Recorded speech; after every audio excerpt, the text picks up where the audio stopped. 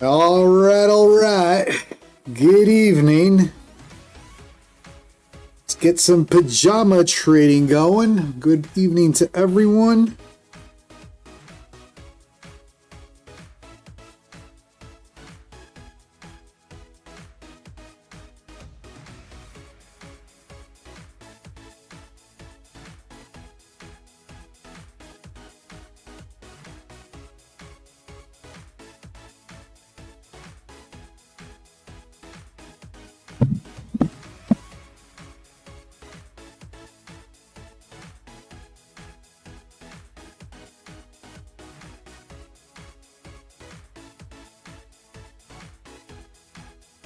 Good evening to everyone. Let's get some pajama trading. I got into a trade. I missed the entry at the bottom of the channel at 3,000, and now once I saw this flush, I'm trying to play the breakout out of this channel. That other JC, how you doing, brother? However, we just came to the 200 SMA, and we did get rejection the first time trying to break out. So let's hope that we get this point. I am going to set a TP right around here. In other words, if it falls apart, I'm giving it the 20. Ideally, what I'd want to see is it comes back and tests the bottom of this, the top of that channel, the bottom of the top of the channel, and continues to test the 9 for a breakout out of this descending channel. We'll see. In terms of TP,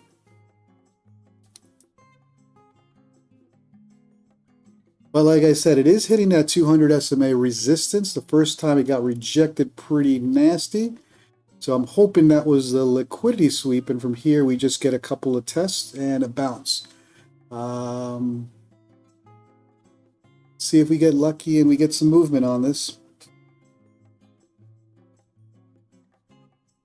Otherwise, it'll just fall right back into the channel. Good evening to everyone. Let's get a little pajama trading session today going. There's the test of that 9. And I'm looking for a break. If it comes back and hits my take profit or my stop, then I'll wait for the full touch of the bottom of this channel before I attempt again. That's kind of in line with the pivot point. It looks like it wants that pivot point at 965. So we'll take a little bit of profit now and then just wait for it to flush. I'm only giving it the 9 EMA as the support area. If it flushes below that, it's pretty close to my stop already or my current take profit. I won't be, and then we'll look for a entry somewhere down here. I missed this entry, which would have been the play to the top of that channel, but now I'm playing the breakout. Let's see if we get a little lucky today. It does have to close above the 200 SMA, which is this red line here. And that's what I got going so far.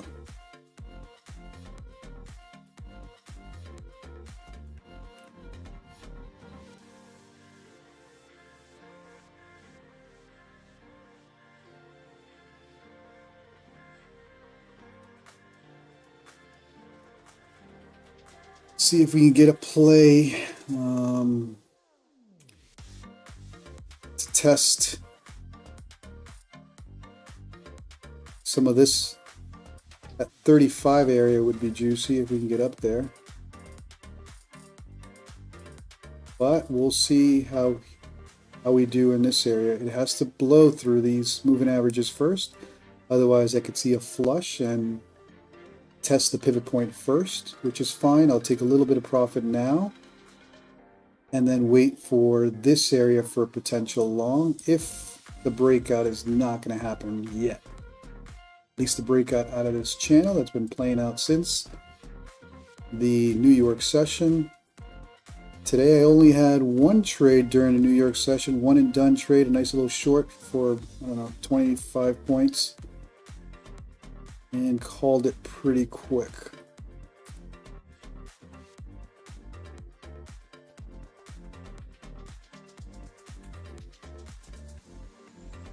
Good evening to everyone. Do me a favor, if you're new to the stream, smash that like, smash that subscribe if you're enjoying the content.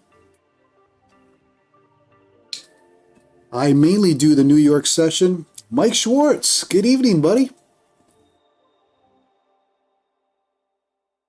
Let's see if we get a little lucky on this breakout. Otherwise, like I said, I'm not going to take the pullback. I'll take the TP here for now, for my stop, and wait for this area, which is the pivot point, for a re-entry on that long. I'm banking on this little breakout, but it is struggling at that 200 SMA. See if we can get a little luck and have it push out of that area.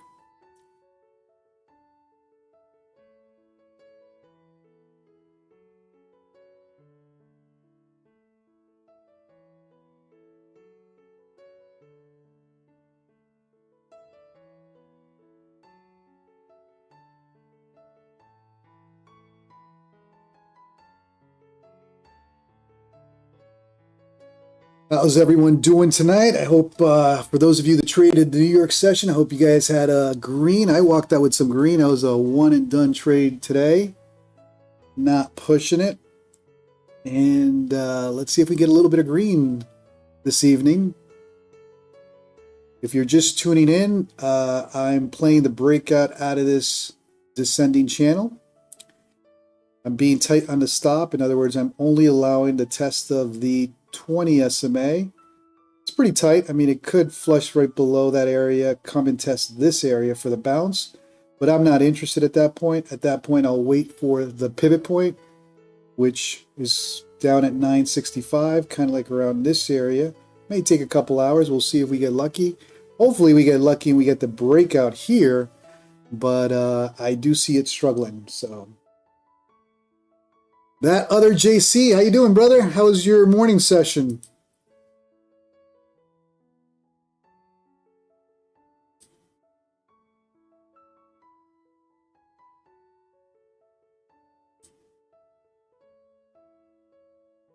We'll be a little patient and see if we can get this breakout right here out of this channel. Otherwise, I'll have to wait for the full pullback somewhere around here and participate at that pivot point. That pivot point that's been playing for a couple of weeks now. NQ unable to get out of that $800 to $23,000 range. I keep saying $1,000, $23,000 range. How high did we go today? I ended the session pretty early, so I'm literally just looking at charts right now. Okay, so we went up to 23,060, huh? Okay, all right.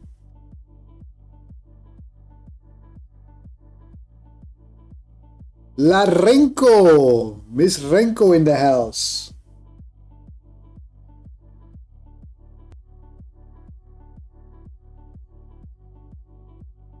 Hey, you got some green. That's what counts. So again, playing the breakout out of this descending channel, a little unconvincing. Looks like it's going to need another pullback and then a potential bounce at that 965. So I'll wait for that. If we don't get the pop here, then I'll get my stop or my TP right below the 20. So we don't take too much. In other words, I'm not taking a loss on this. I'm walking out with some green. But I'd like the pop, the bounce, the breakout out of this descending channel, but not convincing yet. I'm going to be a little patient but tight. If we do come back to test this area and then the bounce happens, then it'll be unfortunate. I'm not going to take the long there again. I'll have to wait for this area. With my luck, it does come back and test this little consolidation zone we had. And let's call it this area right here. That's the only thing that'll hurt my entry.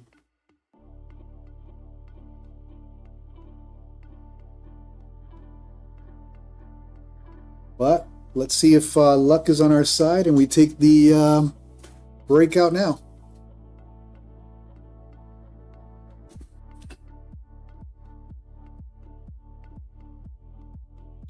Do me a favor, if you're new to the stream and you're enjoying the content, smash that like, smash that subscribe. Helps me out with the YouTube algo. I've been battling this damn YouTube algo for the last week, deciding on what to do with live streaming. There's different thoughts on what to do with your live stream videos afterwards. I'm not going to get into it right now, but yes, I'm not happy with YouTube right now. Damn YouTube algo and live streams.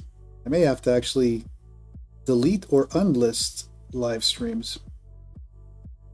For smaller YouTubers, it does affect the algo of your long form content. But anyways, we're here to trade, not cry about YouTube algos. Yeah, this breakout, not convincing. At least not yet. We need a pop.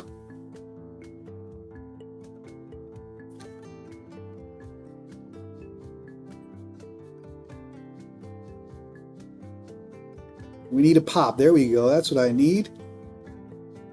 The next stop in terms of resistance is 23.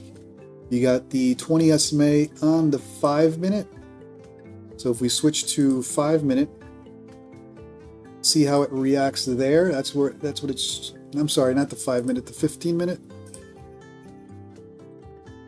Boom. That's the next area. If we do get that pop, right around there, 25, I can make it a quick scalp and say I don't want to take a pullback there. That is a higher time frame moving average, but let's wait till we get there to worry about it. I'm not convinced on this breakout just yet.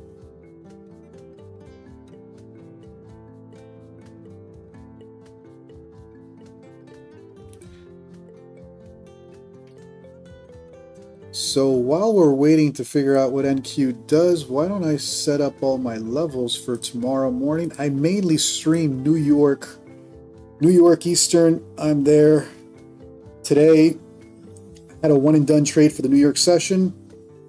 Copy trading all my accounts. Literally a minute into the open, I took the short for about 25, a little more. I think it was 27 points there with mini. I only trade minis. I don't trade the micros. And that was it. Walked out. But I do see that we flushed and then we went all the way back to 23.62. Okay. So it was a nice move to the upside. Bulls ran it, and then we came down to test the 23,000 area again, and that's what I'm banking on, that we get the bounce here. So let's see if we get lucky tonight. Now let me fix my levels for tomorrow. So previous day high is now this. All right, yep, 10:35 a.m. Where's my close?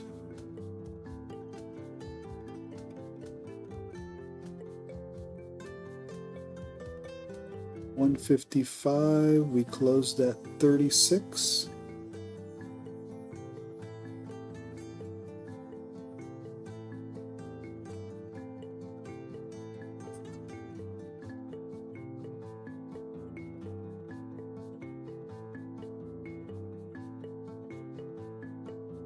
Closed at 36.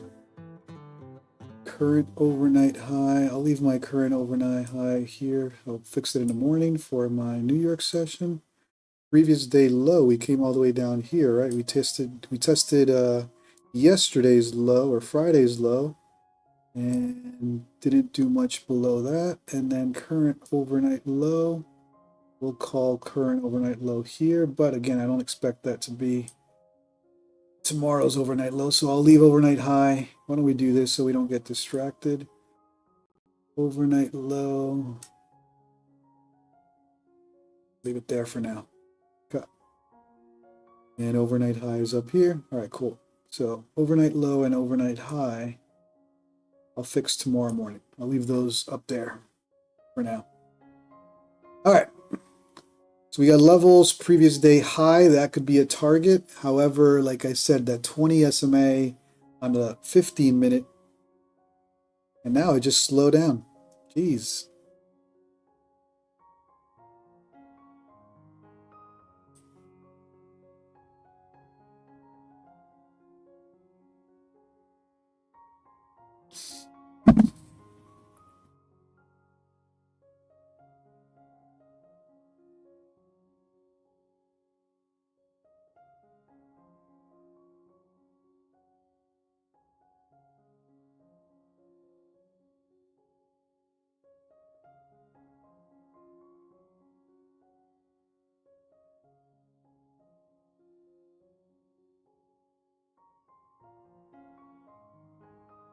All right, so this bounce is not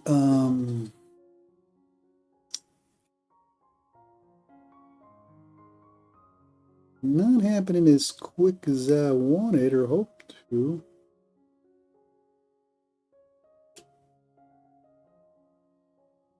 The 20 SMA has kind of faded out. It was a little more exciting a couple minutes ago, so let's see what happens here. Let's go back to the 1 minute. I use the 1 minute mainly for New York, so I'm so used to the 1 minute, but I get it. During Asia, not really necessary to be on a 1 minute chart. All right, I think we're all set up. Good evening, hello to everybody. If you're new to the stream, my name is JC. I live stream from Arizona, 3 hours behind most of you, or at least 3 hours behind New York Eastern. I'm out here in the desert, 100-degree weather. Dry 100 degrees. I'll take dry 100 degrees over 90 degrees with humidity. All right, so we got a little confluence area here, right? We got 200 SMA and the 20 of touching. Can that confluence create support to the push up? Or is that confluence resistance and throws this whole thing all the way back down to test the pivot point and lower levels? We'll find out very soon. It needs to push above that. I'm not giving it too much wiggle room to decide. If it flushes, then I'll take a little bit of profit, and then I'll wait for this area for potential re-entry on the bounce. That's kind of in line with that pivot point that I've been playing both in morning session and New York session. But let's have a little faith. Let's hope we get a nice little pop out of this channel now. That would be ideal. But it is an area of confluence, and you got the 20 SMA on the 15 minute right around here. They're all piling up right here, providing resistance. Can I get a little lucky with the breakout out of this descending channel?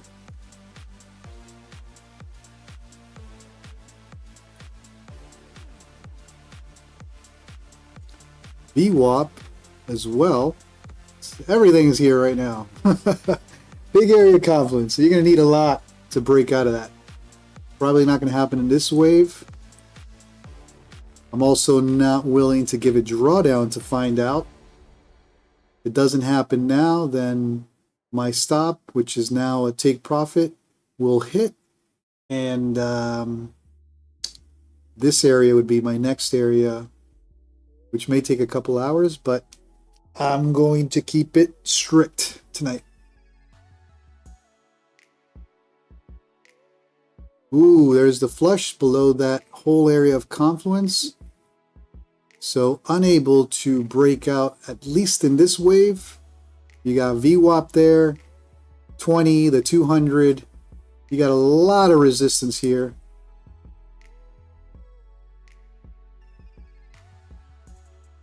Can they push out of that? If they are, they're going to pop it. If they're not, then it'll just be a flush to the downside.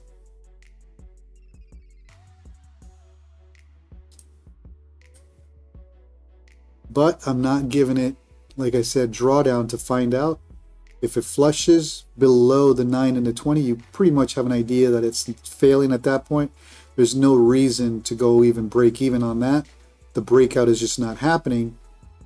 We'll just wait for this area. You got a pivot point there and probably a better entry on a long. I don't want to entertain shorts right now just because of overall price direction. So I'll wait for the long down there.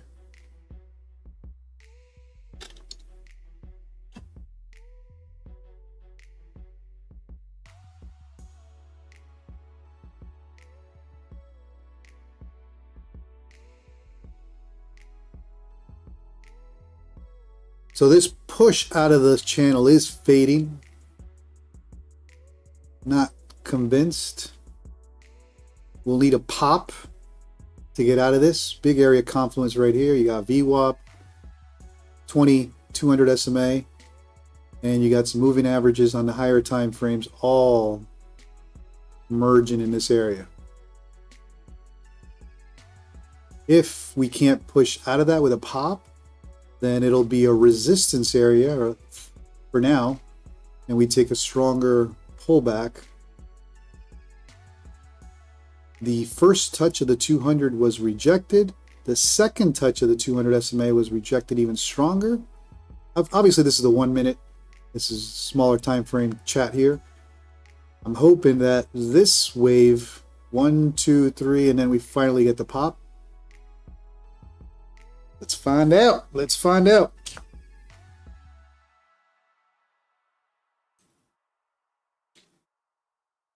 It's currently above VWAP. Hopefully it can use VWAP as support for this breakout out of this descending channel that it's been in since the New York session, right? You've been in this channel.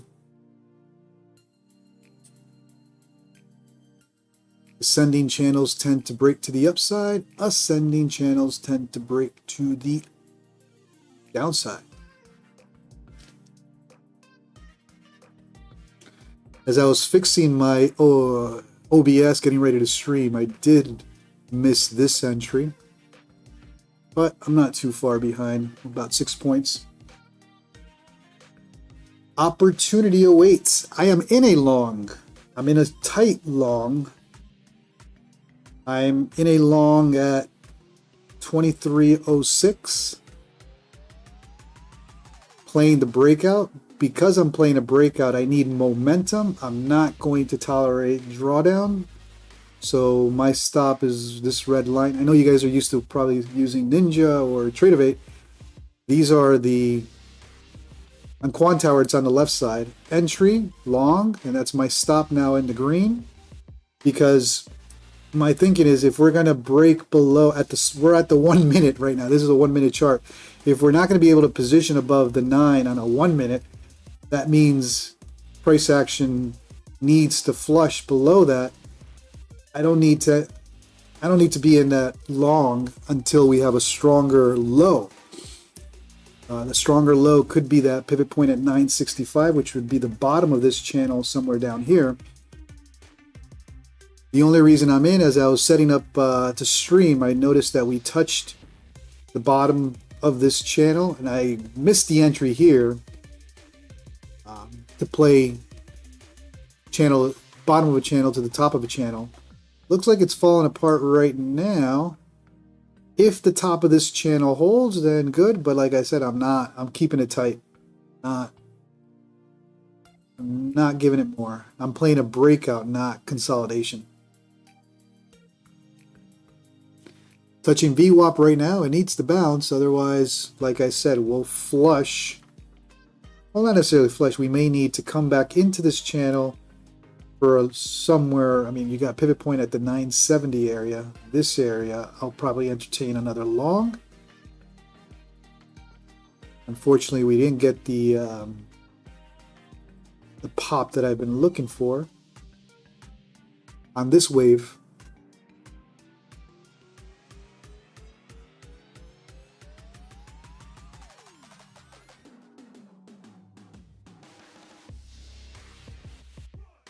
Can VWAP hold? It's testing VWAP with no bounce. That's not good. And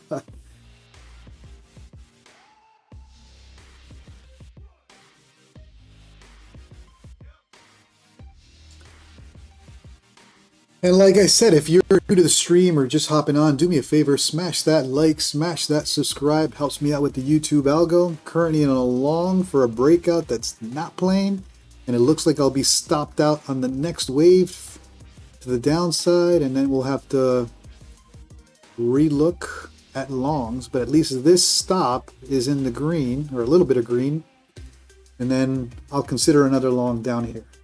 Right now we're not getting the breakout that I wanted, and there's no need to stay in that position. We've already flushed below the 9 and the 20.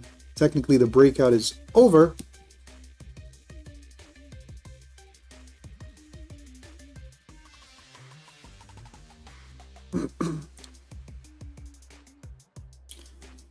But if VWAP holds, might get lucky.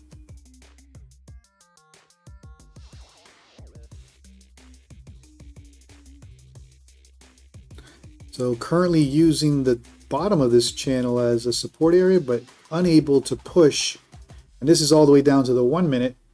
If it can't push above these moving averages, and you got stronger moving averages on the higher time frames, the 5, the 15, around here, it's going to need momentum to push through.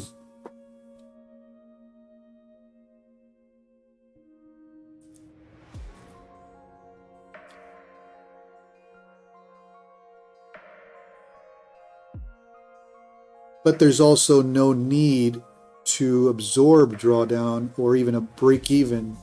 The play's already invalidated with pricing below the 9 and the 20. Okay, here we go. Here's my stop about to get hit. But it is a stop in the green. My entry was at 06. I was hoping for the breakout out of this descending channel that we've been in for a good part of the day, leading into the overnight. All right. This channel is being tested over, the top of this channel is being tested over and over, but look at the 9 EMA, it's already curled. In other words, the breakout, in this wave at least, is done, right? We were hinting at a breakout with this movement. Now we just went right back down. So I'm not going to take a break-even stop. It's a take profit stop. If we get the breakout, then be it. If not, we'll take the pullback, probably down to this area. And okay, got a little bit of green there on that one. And there's that flush that we talked about. Once you see a breakout breaking down like this with the 9, that was the indicator right here. The breakout's over. And if you look at the higher time frames, 5, 15 minute, pretty much showing the same thing. I've been unlucky lately with these stops where it literally stops me out and then you see the breakouts. But I'm not going to re-enter on a chase. I'd like to see a stronger pullback somewhere down here at this point.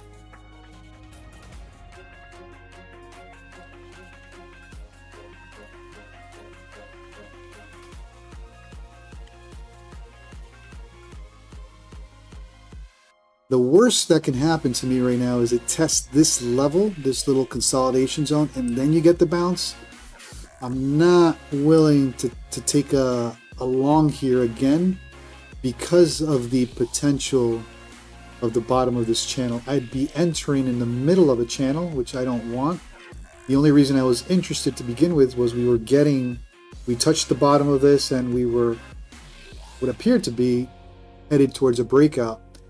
Here, I'd be entering at the top of and granted, descending channels break to the upside. It still could be a good entry, but it's a riskier entry, even if the breakout does happen. So I won't consider this little consolidation zone as a re-entry. I'd be a little set on my ways waiting for this area if I enter again on a long. Of course, that may not happen for hours, but I guess I can yap away. If you're enjoying the content, do me a favor, smash that like, smash that subscribe. It helps us little YouTubers out with the YouTube algo that I've been battling lately. I live stream from Arizona, 3 hours behind New York Eastern. In case you're wondering about my times, no, I don't live stream from the past. I am 3 hours behind. Joel Bridgman, thank you for subscribing. Appreciate you. Appreciate everyone who's tuned in. I know there's a lot of talented streamers at this time, so appreciate you tuning in.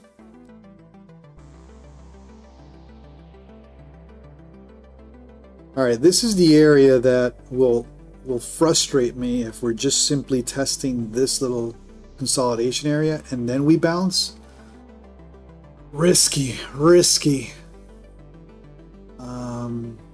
It'd be literally re-entering the same area where I was playing this bounce, right? We wicked down, rejection, a quick little liquidity sweep. I love entering on liquidity sweeps, and I was hoping that would be the bounce that would literally give us a push up. Unfortunately, it failed.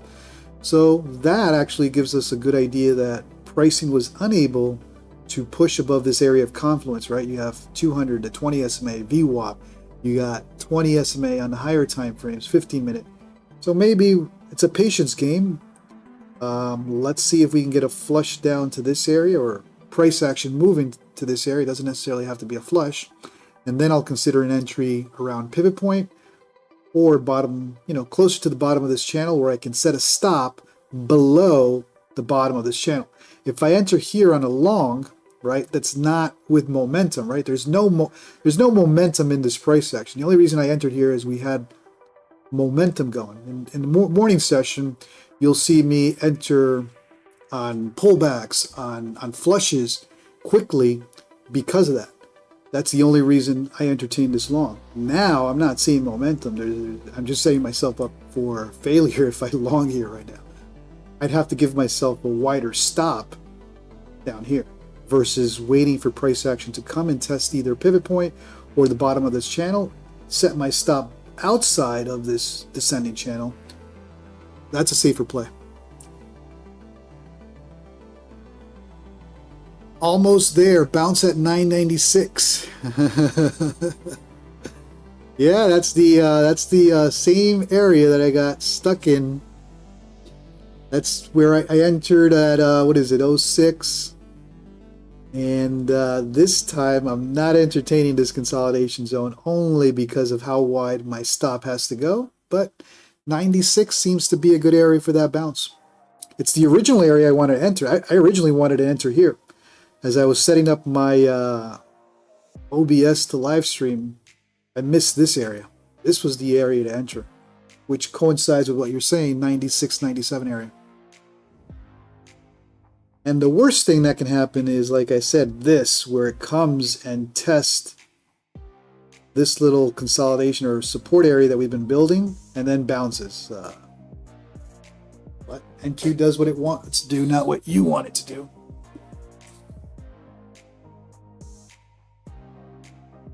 So far I entered on a long here. I was playing the breakout. Once I noticed that the 9 and the 20, it was unable to push above that, I moved my stop to the positive, right below the 9. Seeing this, took a little bit of green there, but I was hoping for a stronger bounce. Now I just got to let price action come down. Let's see how far it's going to go down, and I'll re-enter on a long, ideally somewhere around here. We may just not go that low. This channel has been playing out since today. I only had one trade during the New York session. That was literally a minute into the open. We know this range from a 4-hour, the 970 range, has been a range that has been playing for almost 2 weeks now. We've been in this overall range. If you look at the way I have this highlighted, this 800 to 23,000, 22,800 to 23,000 has been the range for the last 2 weeks and a half. I've been talking about this range in my morning session over and over again. Today, we had this 970 level, which was, even on Friday, was a level to look at during the open. That's where I shorted for a quick 25 points on mini. And that was it. That was my one and done trade. 1 minute into the open, I was done. I copy trade across multiple accounts, so I can't have the luxury of, exposing myself to the market too much. If I get a one and done, I'll walk out.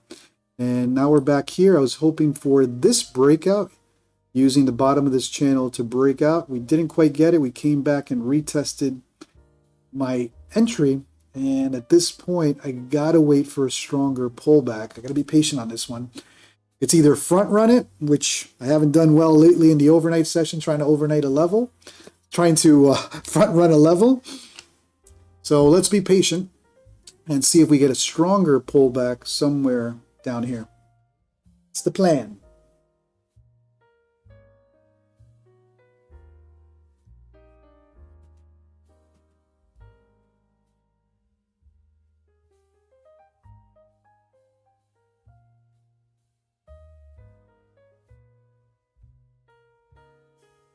If all we did was come back and test this little support area around 04, 05, then unlucky for me if we get the bounce there.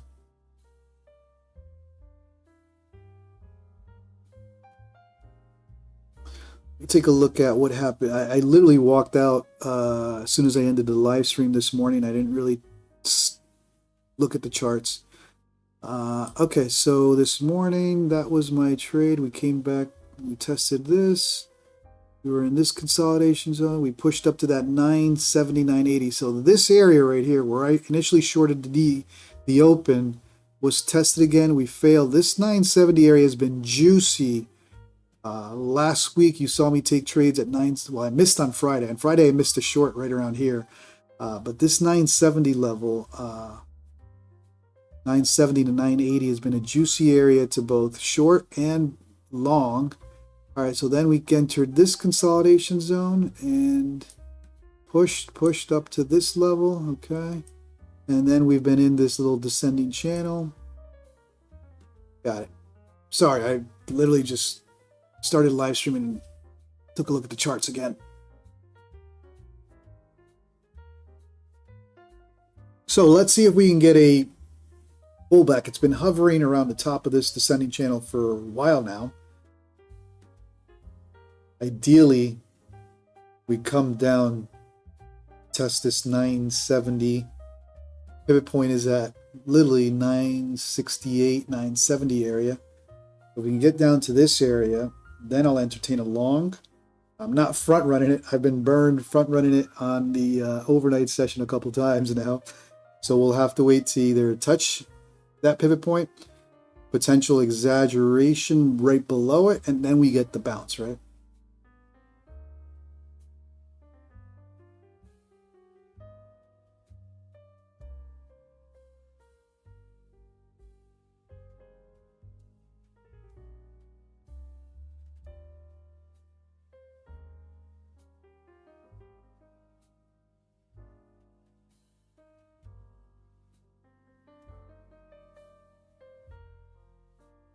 Seems like every time I start live streaming Asia, it slows down big time.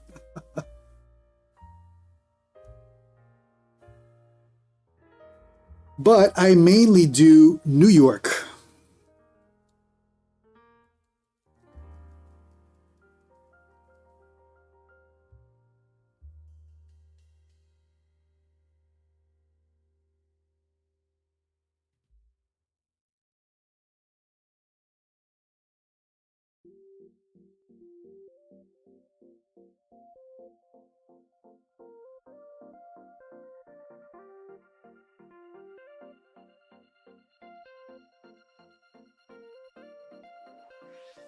She's slow.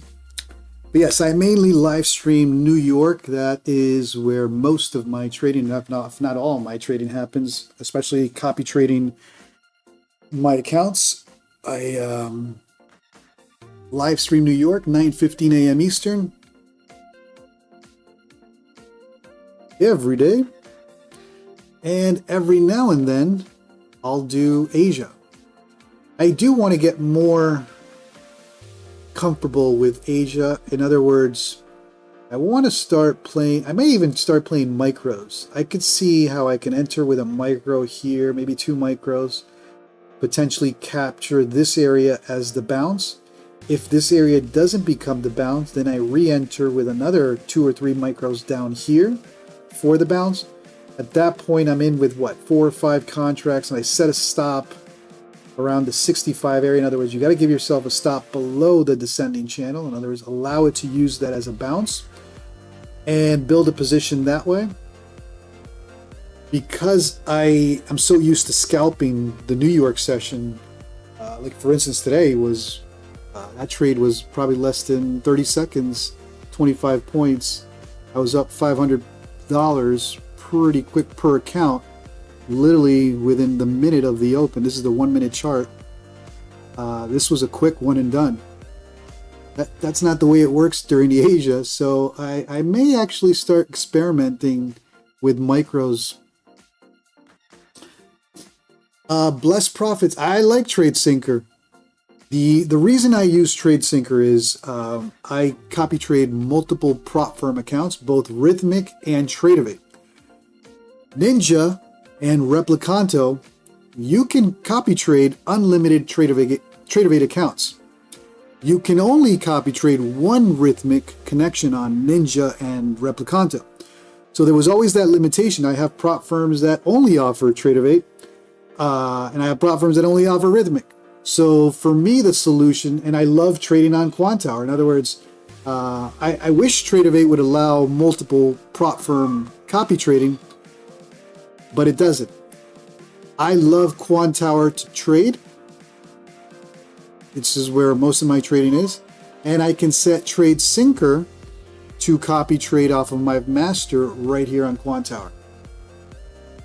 So Tradesyncer for me has been a game changer. Number one, it allows unlimited Rhythmic, unlimited Tradeivate. It is web or cloud-based. You don't have to install anything. I just use my install with Quantower. Let's say you're on Ninja, you use one master account on Ninja, and Tradesyncer does it all for you, copy trades it virtually. I'll be right back, guys. My son's going crazy outside. I'll be right back.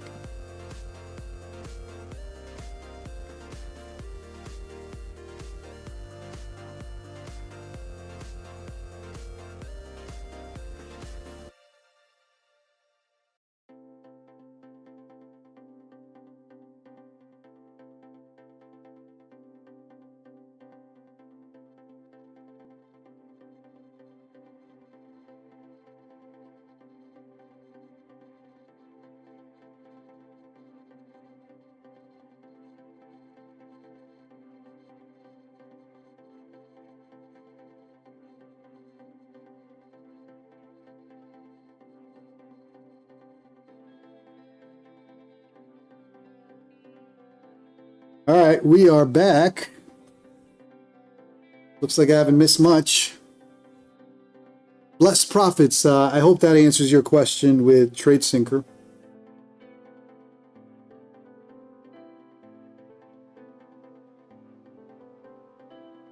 It can be pricey if you have more than 4 connections or more than 4 prop firms you want to trade with. But as long as it makes sense, I mean, if you're copy trading more than 5 or 6 prop firms at a time, I'm assuming you got a little bit of profitability where the monthly subscription makes it worth it. The biggest thing for me, so here's where Tradesyncer works. So if you're considering a trade copier, the only reason you would need Tradesyncer, I think, are 2 reasons. You need unlimited Rhythmic and unlimited Tradeivate copy trading. In other words, you have multiple prop firms. Some of them are Rhythmic, some of them are Tradeivate, and you need to copy trade in with one tool, right? That's one option.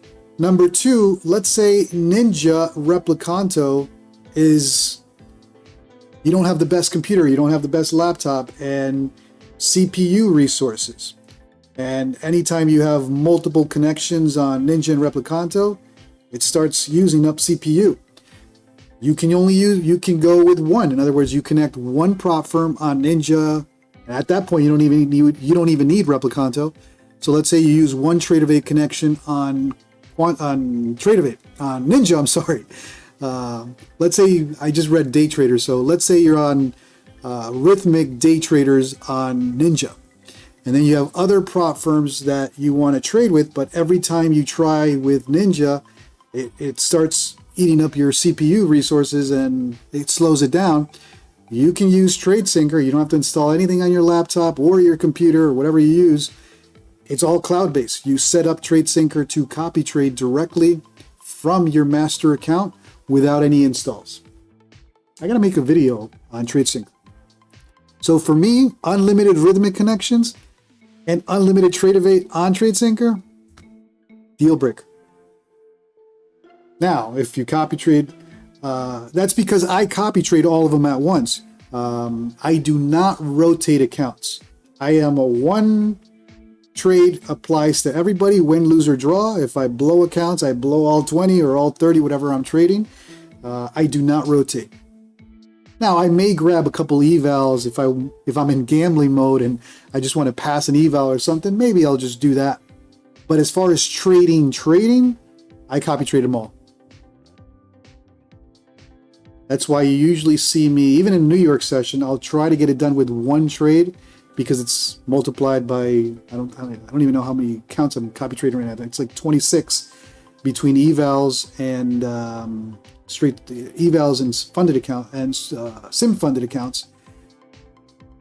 Usually my chart, you'll see one trade during New York. If I'm having a bad day, you'll see 3, 4, 5 trades, but it's only because I'm battling against negative. If I get green pretty quickly, I walk out.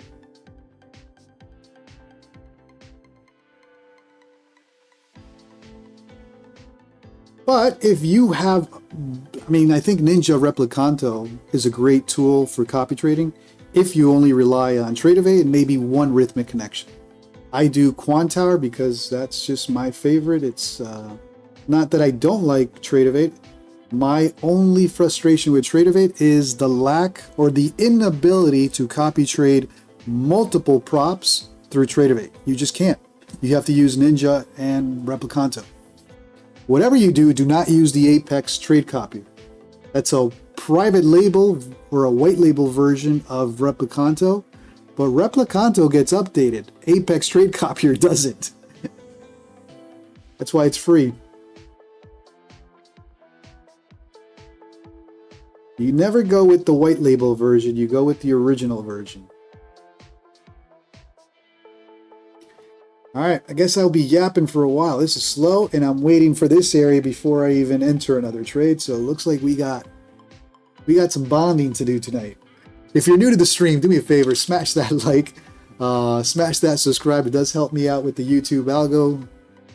This is week 4 of me live streaming. I started every day, New York session, 9:15 a.m. Eastern. For 3 weeks in a row, this is week 4. If I get to Friday, live streaming every day or every morning, 9:15 a.m., this will be 1 month.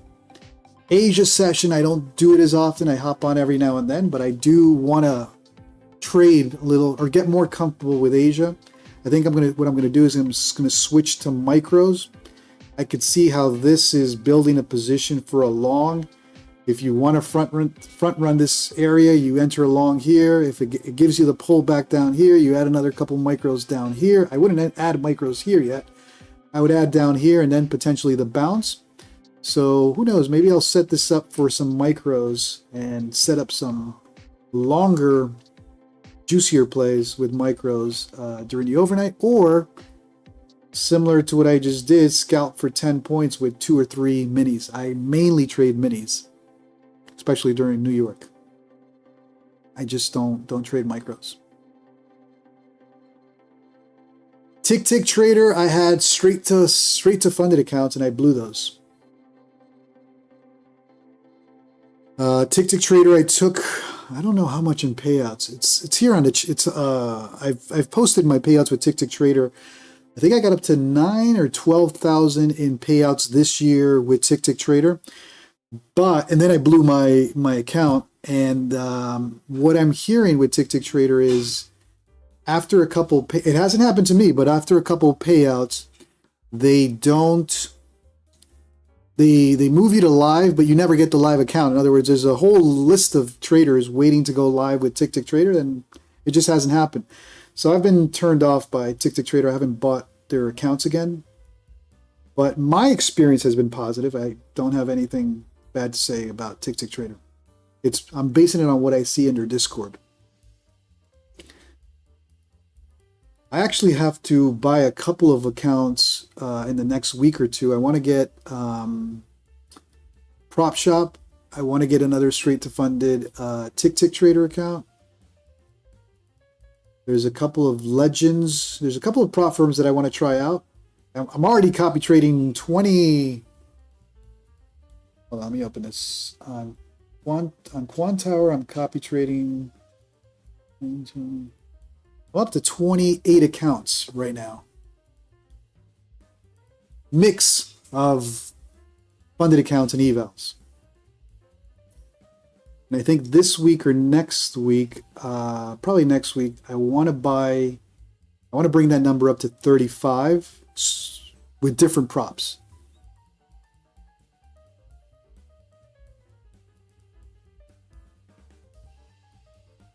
I do prefer straight to funded only because you don't have to go through the trouble of passing the eval. Blessed profits. I'm going to leave it at this. I have not had issues with Tick Trader and Bulenox. Both of those prop firms have copy trading rules, right? I'm going to be very upfront, very honest. I copy trade everything. I throw it into Tradesyncer. I don't care about which one needs to be a master, which one needs to be a follower. I just put it all in my Tradesyncer. My master is based on Quantower, which is Apex, an Apex account. There are some prop firms that I copy trade on Quantower. My Funded Futures is one of them. Day traders, I only copy trade on, I only have Rhythmic connections.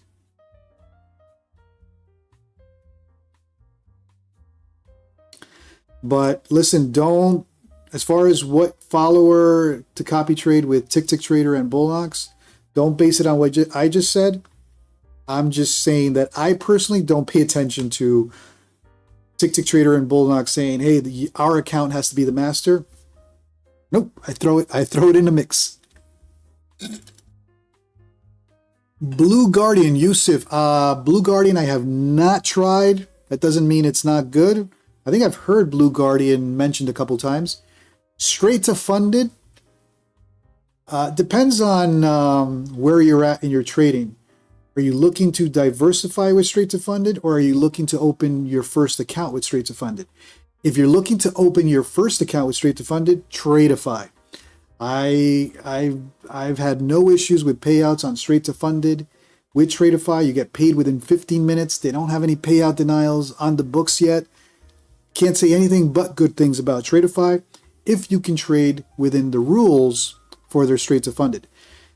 I would exhaust the prop firms that we know pay. Tradeify, we know pays right now. They have great straight to funded accounts, great dashboard. Never had an issue with Tradeify. Tick Trader, I only entertain one account. I think they allow 3 or maybe 5.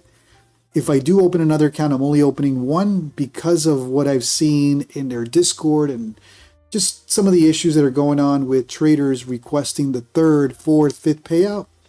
And, they get an email that you're going to be moved to live, and then they are never moved to live. They're just stuck in limbo, unable to trade their accounts, unable to buy new accounts. That has not happened to me, let me clarify. But I've seen it, so I'm just cautious. If I do open another Tick Trader, it'll be one. Bulenox, no issues, payouts without issues. I copy trade Bulenox.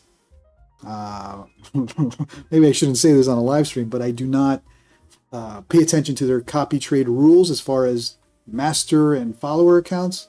You didn't hear it from me. Just follow the rules or trade based on, whatever works for you. Yeah, but the whole flipping thing is you got to read.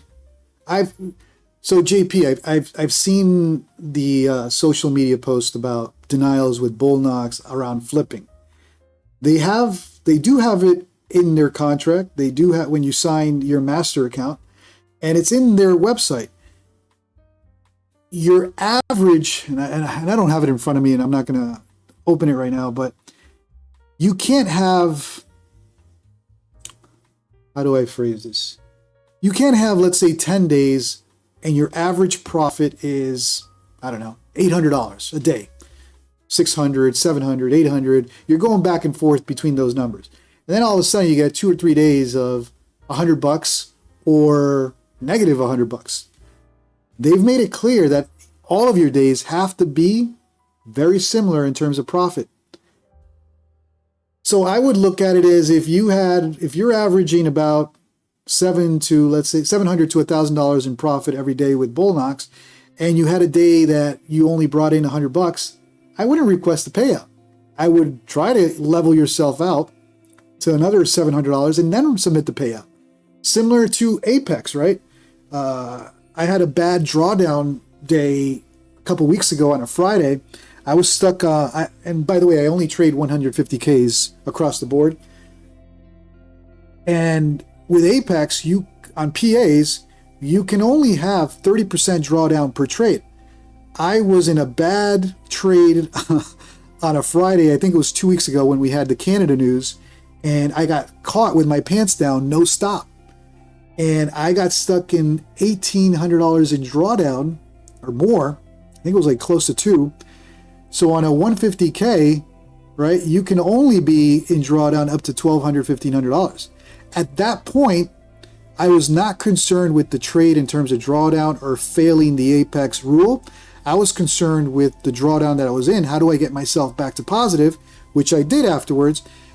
I knew I was going to get denied. I submitted the payout request on day 8 because I knew most likely I wouldn't get paid out. I actually got approved on half of the accounts. The other ones didn't get approved, even though they all had that questionable trade, but I didn't care. At that point, I just wanted to get the payout, submit the payout request, figure out if I was going to get approved or denied. The ones that got denied, no big deal. I'll trade them for another 8 days and submit a payout again. So you can't complicate things with these rules. Each prop firm has their rules. It's their house, their rules. Some work, some don't for you. And I would just look at it that way. You got to find a prop firm that has rules that work for you. Almost there, yes. Apex. I have 2 buddies, actually 2 or 3 buddies now, that have gotten the email that you can no longer buy evals with them, and they're stuck. And it happened last year around August, September, after the video reviews.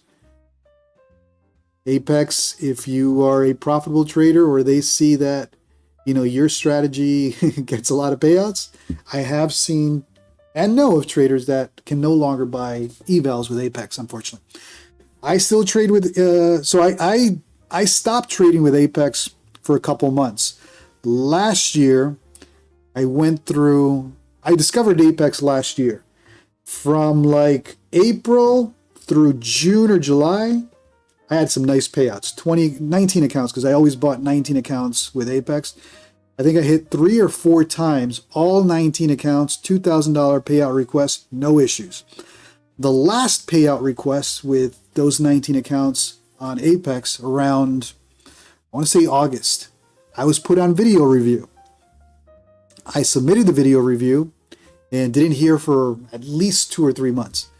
Finally, they approved it, and it was just like a random email out of nowhere. Hey, congratulations, you're approved after reviewing my videos. But that took almost 2 months. That's when I started hearing that certain traders were getting emails. You cannot trade with Apex anymore. You can't trade with Apex. So I went into fear mode. I was like, I'm not losing Apex. If there's one prop firm that everybody loves to hate, it's Apex. But I actually didn't want to lose Apex. So I was like, you know what? Let me stop trading for Apex for a while until things settle down. And I came back to Apex this year and submitted my first payout. I think it was like January or February. Got it paid, got it approved, no issues. But I do keep it low, keep it on the DL with Apex. Lately, I don't have 19 accounts and probably won't push it to 19. Most I've had this year is 5 or 7 PAs.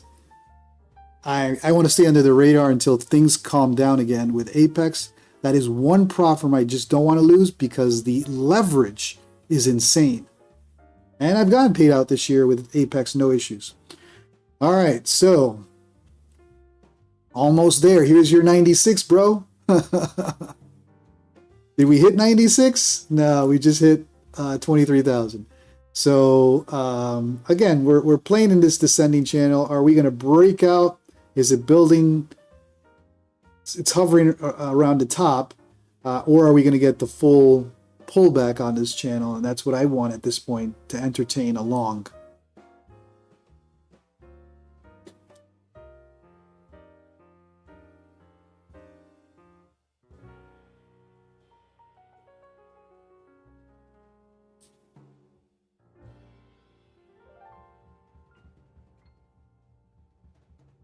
Yes, blessed profits. That is one thing. That is the one rule with Apex. And I've actually, all right, that's the one, let me finish this statement. That's the one rule with Apex you have to worry about, that they look to the T. It's the 30% per trade, right? You have 30% trade and a 30% consistency rule. If you can trade that, number one, you'll get paid with Apex. No issues. Number two, if you can trade that style, you'll get payouts with any prop firm. I only, because I copy trade everything and Apex is included, Apex PAs are included in my copy trading, everything I trade is based on that 30% drawdown. So I treat all my prop firms, because I copy trade, as Apex rules. My drawdown per trade can never be more than 30%. I got caught with my pants down, like I said, 2 weeks ago without a stop. Canada News hit, and it was like a flush of 100-something points. And yes, I got stuck in some brutal drawdown. But I knew at that point, you know what? I'm not going to lose my PAs. I'm just concerned about either breaking even or recovering this loss. I know I'm not going to get a payout approval. I'll just trade it for another 8 days. I don't complicate my trading based on rules. Okay, so I didn't get a payout this period. I'll resubmit it the next one with Apex. As long as you meet the 30% drawdown and the 30% consistency rule with Apex.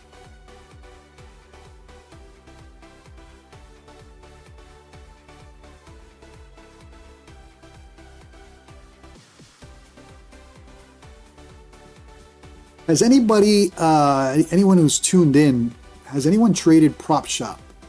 I've heard really good things about Prop Shop. It's another one that offers 20 accounts. Ooh.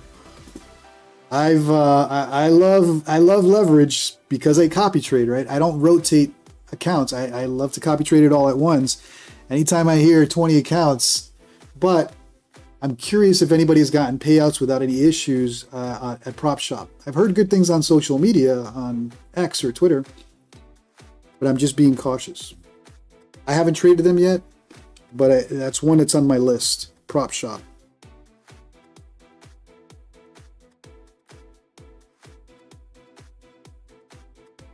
All right, looks like I got a live stream earlier because every time I come in, this thing slowed us down.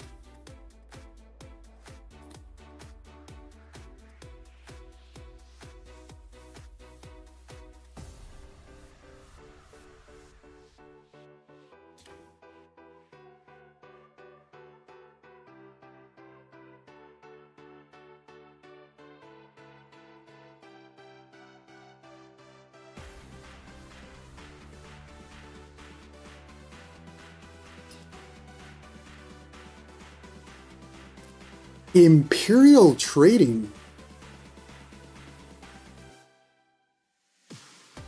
Imperial Trading. Never heard of Imperial Trading.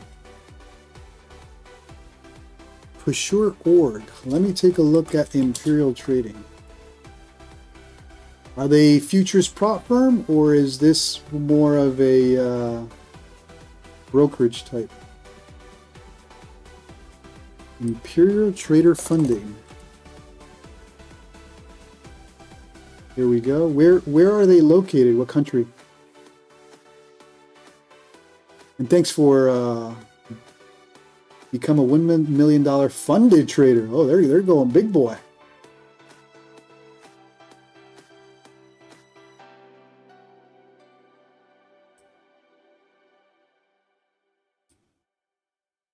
Futures, and all right, we got time. NASDAQ's not moving, so let's learn together here. Imperial Trading, Imperial Trader Funding. Become a $1 million funded trader, the first options, equities, and futures. Options, really? So I came to future. I traded options for years before I moved over to futures. I was always frustrated that you can't find a prop firm for options trading. And okay, I'll take a look at this. View funding options. You can do options as well? Wow. So let's take a look at their plans. Let's take a look at the 150Ks. They don't have a 150K. So let's take a look at 100K for $133 a month. Reset fee, 200 bucks. You got to hit 20 grand profit. Drawdown is 10 G's though. Okay, I like this. This is 1 or 2 minis. This is my world. All right. End of day drawdown. Hold positions overnight. You can swing it. 33% consistency rule. 50% daily loss limit. So your daily loss limit is at 5,000. You have a drawdown of 10K. 50% daily loss would put you at 5K for daily loss. 3 minimum trading days. Profit split 80-20. 30-day. I like this. Huh. That's the professional. Let's take a look at the professional now. 100K, 451 a month, 419 reset goal, profit goal 20 grand, drawdown 14. End of day, you can swing it. 33% consistency rule, no daily loss limit. So I've shared multiple times that I can't trade prop firms with daily loss limit. I need to be able to either recover or make a decision if I'm close to a daily loss limit. Daily loss limit is the reason Topstep has moved everybody to Project X. I was watching Michael Patak's video on how when they moved to the Topstep X, most of their traders that are on Topstep X get payouts compared to other platforms. This is Michael Patak at Topstep. And I said to myself, yeah, of course, because on Topstep X, traders don't have a daily loss limit. If you traded, you can't anymore, but if you traded with Topstep on Rhythmic or Tradeify, you were stuck with a daily loss limit. That's why I disconnected from Topstep a while back. I haven't traded Topstep in a while because I don't do Topstep X. And if I wanted to trade Tradeify or Rhythmic, you got stuck with daily loss limit. This is good, no daily loss limit. All right. 2-step static. Assuming these statics are insanely expensive.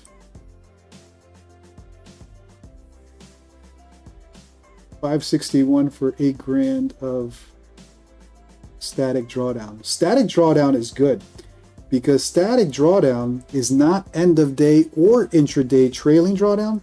Static drawdown stays at 125K minus 8750. So 125 minus 125,000 minus 8750. So a static account, your drawdown is 116,000 and it'll never change.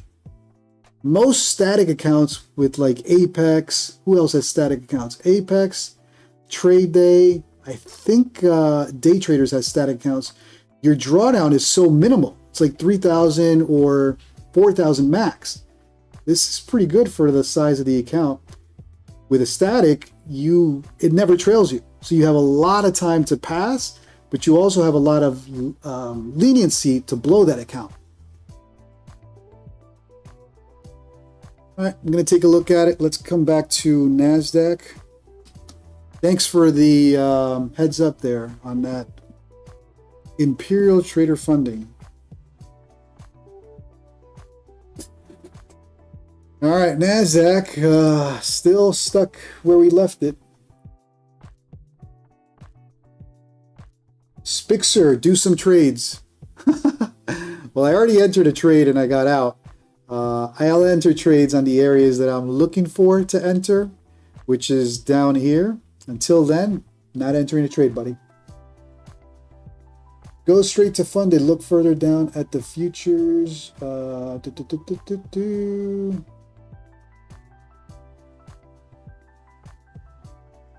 Yeah, I'll take a look at Imperial Trade Funding. Like I said, I've never heard of them. Oh, yeah, futures accounts right there. Here we go.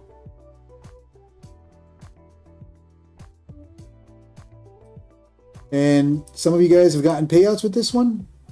Or still just trading it? No issues with payouts? Ooh, 150K account. Let's take a look at this. $8,000 profit, which is less than Apex. And most prop firms have that 150K at 9K. Drawdown 5K. That's juicy. 50% consistency rule?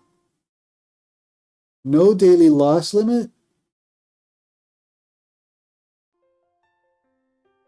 And swing trading?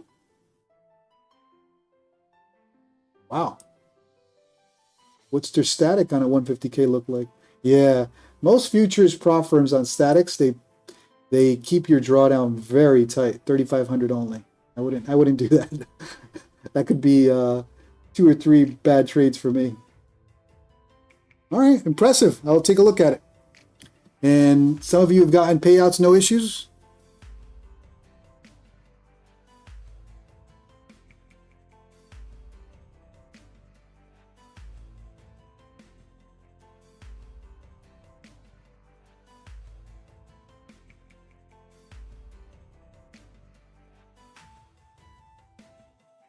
Yusuf, I trade with Apex 5 150Ks. They sent me an email asking for my strategy and trading plan after 2 payouts. I have not responded yet. Any suggestions?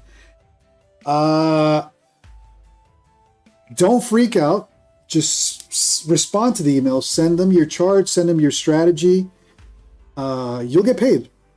It's just that they did this last summer, August, September. They did the same thing. I had to submit a video review. I had to set up a camera and video record myself taking trades. So everybody went through that last year, and this year they're going through email reviews. You got to submit your charts and all that. Just do it. Don't panic, and you'll get your payout.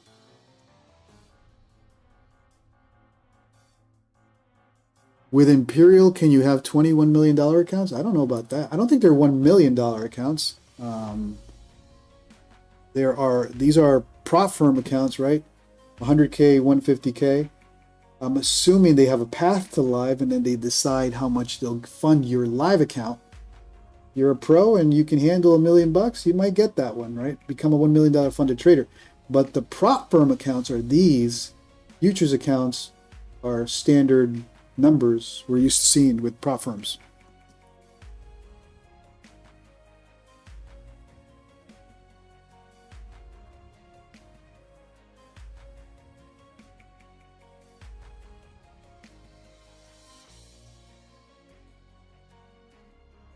Yusuf, here's a little tidbit. Here's what happened to me last year. Last year, like I said, I went through video review with 19 accounts. And I wish I had known that all I had to do was 19 accounts in a payout request. So in other words, I was waiting for them to be approved. Then I get the email saying, hey, we got your request for approval. We need you to send the video with all of this. And it was like a whole email of what you had to do on video. I wish I had done it with one account. In other words, traded one account on video and sent it to them versus trading them all. I ended up blowing those accounts because of that whole frustration with the video review, and I lost a big payout. So my advice, trade one account. You said you have 5. For the email review that you got to do, trade one account, send the charts and everything related to that one account. Leave the others alone if you're in a payout approval request. If you haven't submitted a payout request, then don't worry about it. But if you have submitted a payout request and you're just waiting for approval, just don't let them create panic in your trading and potentially blow all 5. Just trade one.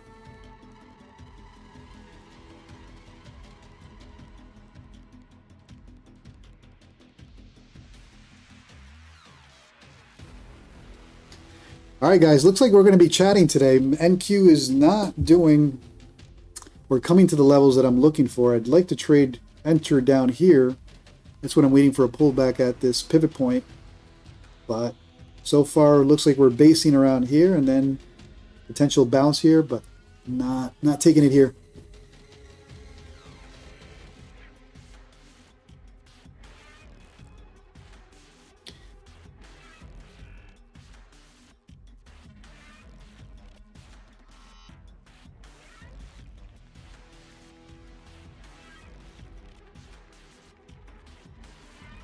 Well, if you're new to the stream and you like the content, do me a favor, help me out with the YouTube algo. Smash that like, smash that subscribe. I mainly live trade New York session. I trade every day, 9:15 a.m. Eastern. I do the Asia session every now and then. And like I said, I do want to get a little more comfortable with Asia, so you'll see me hop on every now and then on Asia. For sure, yes, I live trade every morning, 9:15 a.m. Eastern, New York. Win, lose, or draw, live. Today we had a nice little 25-point quick scalp right at the open, and I was one and done, but I have my days where I get caught in drawdown and I'm stuck 3, 4, 5 trades, but they're all done live. Win, lose, or draw.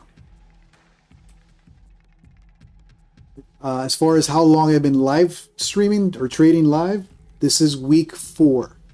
3 weeks of live trading every single day. So very new to live streaming. You got other traders out there doing this for years, 3, 4, 5, 8 years.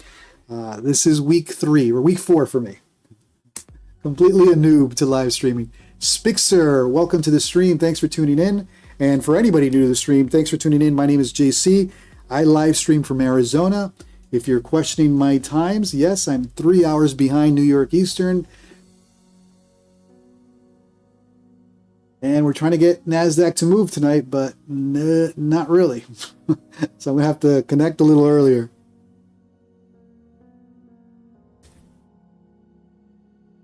If you trade New York, like I said, that is my favorite time to live stream, and I do that every morning, 9:15 a.m. Eastern, win, lose, or draw. Mike Trades Daily, how you doing? Welcome to the stream. Appreciate you tuning in. And 2.5, Mike Trades. Yeah, man, you guys caught on to this live streaming thing way sooner. I wish I had started sooner. My journey here live streaming is only 3 weeks. So I got a lot to catch up with you guys doing it for years. But I've been doing what some of you guys are doing. Watch other streamers. There's streamers that I used to watch that have been doing it 5, 6, 7, 8 years. I'm just started. But I do appreciate everybody tuning in. I know there's a lot of talented traders right now streaming and trading and all that good stuff. So thanks for tuning in. What platform do I use to trade? Quantower. I use Quantower. I'll go over my setup again. I use Quantower Rhythmic. Mainly my Rhythmic connections on Quantower like Apex, Day Traders, Funded Futures Network. And I use Tradesyncer to copy trade via web or cloud, right? Tradesyncer is a web cloud-based copier that I use for my Tradeify connections off of the master here at Quantower. All right, so this is what I was worried about, that we were going to come back to test this area, right? This little consolidation area that we've had, and then we get the bounce, which means I'm not getting the pullback that I want to the pivot point around 970, 960. And it is what it is. I got to let it go. I'm not going to chase it. I want a stronger pullback before I enter on that long. That other JC is getting excited. It's a 5-point push. Oh man, Asia session. You gotta love those 5-point candles. Gets everybody excited.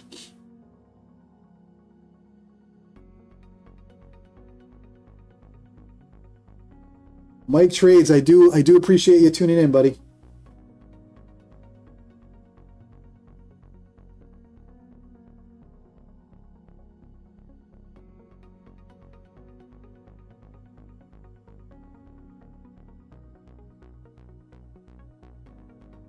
All right, Mr. Slow NQ tonight. Opportunity awaits. It's going to take off. Anytime you say it's going to take off, NASDAQ will do what it does best, trap ya. So for anyone who just got excited on that 5-point bounce, you got pulled back right to the 9 EMA. Oh, man. I don't know if we're going to get what I want tonight. I was hoping we'd get a pivot point touch for a long down here, and I'm going to have to wait. That's the level I'm looking for. I originally longed this little liquidity sweep. I thought this was going to be the liquidity sweep for some momentum to the upside. We hinted at momentum to the upside, but it faded out pretty quickly and closed this trade in the green. And now we're back to kind of like entry. We've been kind of basing around here. See if we get a stronger pullback. Do I trade the news? Of course, man. That's where the money's at. Canada news, don't ever short Canada news. 2 times in a row, right? We've had Canada news 2 times in the last 3 or 4 weeks.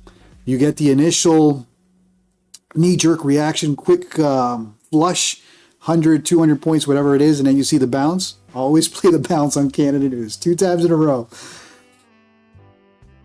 CPI tomorrow. I won't CPI or PPI trade unless I'm trying to pass like an eval, and I'll never trade my funded accounts or sim funded accounts on a CPI or PPI print or NFP or something like that. But to pass some accounts or to add some profit to evals, I'll play around with CPI every now and then. 100%. Not unfunded and definitely not on my personal account.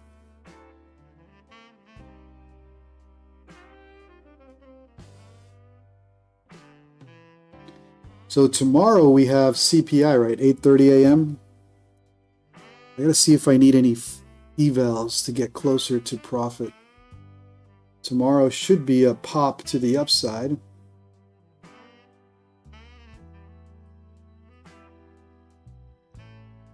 Yeah, we had Canada news on Trump's announcement of tariffs. We had 2 so far in the last 4 weeks. The first one got me without a stop. I wasn't paying attention to news, and Trump was talking, and it flushed 100, I think it was like 150 points, and then it bounced. Of course, the knee-jerk reaction, then it bounced, and then we had Canada news again last week. Same thing, it flushed. That one is that other JC still on? That other JC, who's a viewer here on the stream, texted me. He sent me a text. Canada news, market is crashing, or along those lines. In other words, just giving me the heads up. Hey, we got movement. I rush. I turn on Quantower and noticed that we had dropped like 100 points, or I think even close to 200. I was like, I'm not shorting Canada news, and I longed it and got some nice profit there. And that was last week.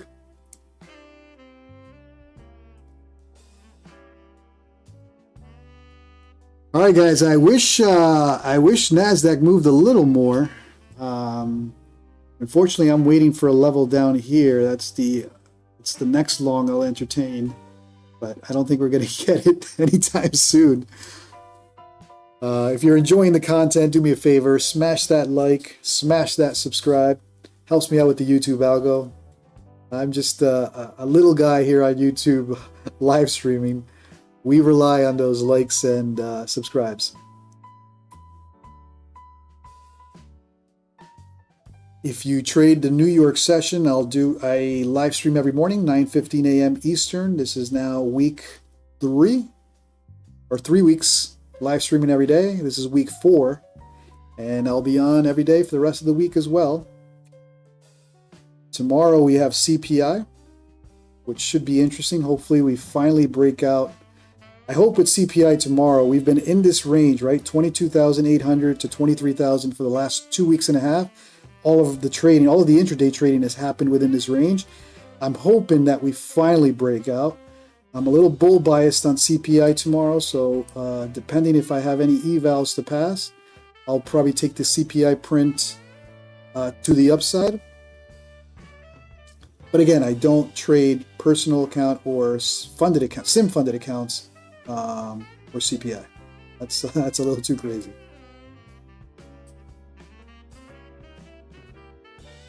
Generally, what time does Canada news? So maybe I should clarify. This was Trump announcing Canada tariffs, not necessarily a Canada news event. Sorry. That was my mistake for not clarifying.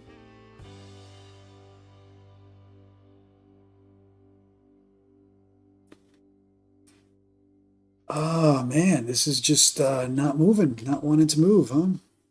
We're stuck in like 5-10 points.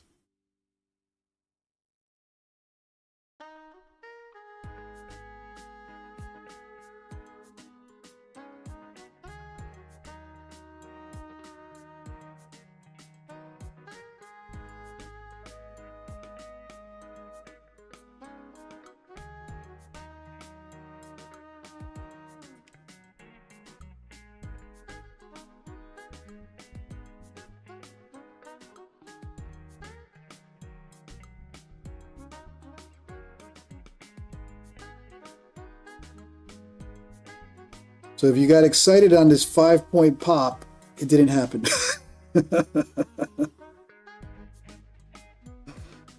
Oh, man.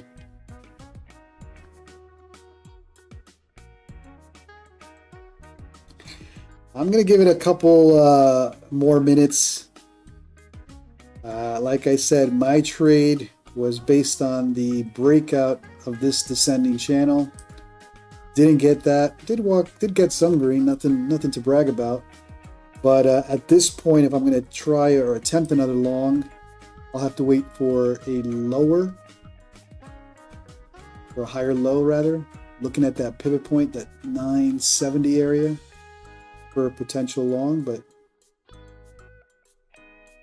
thoughts on Elite Trader Funding? That's another one that I don't trade. I haven't traded.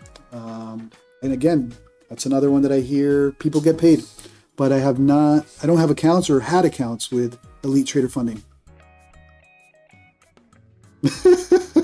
Jacob, 5-point pop and rejected immediately. But it does look like NQ is basing in this little consolidation zone, right?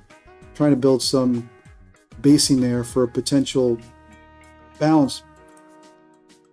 I attempted this area already on a long, and the bounce or the breakout out of this descending channel faded pretty quickly. So if this wasn't it with this liquidity sweep, then I suspect we need some more downside before we get the bounce that I'm looking for.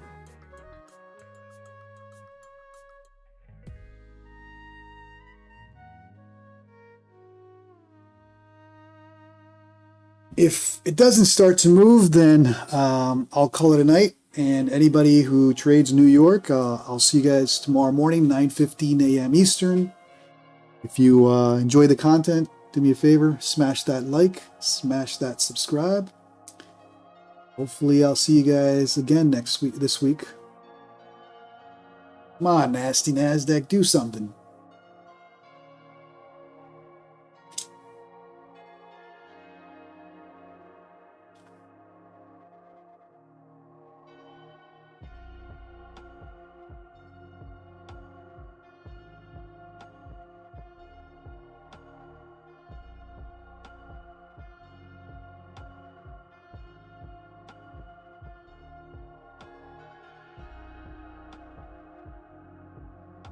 Unfortunately, looks like that's it for the fireworks.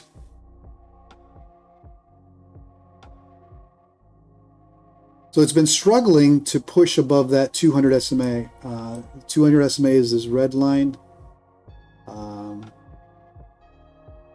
the breakout that I was hoping for, this is where I entered along. We came all the way up here. We tested the 200 and failed. I got pushed right back down. So far, we're not getting any rejection at this area of the 200. Let's see if that's the bounce area.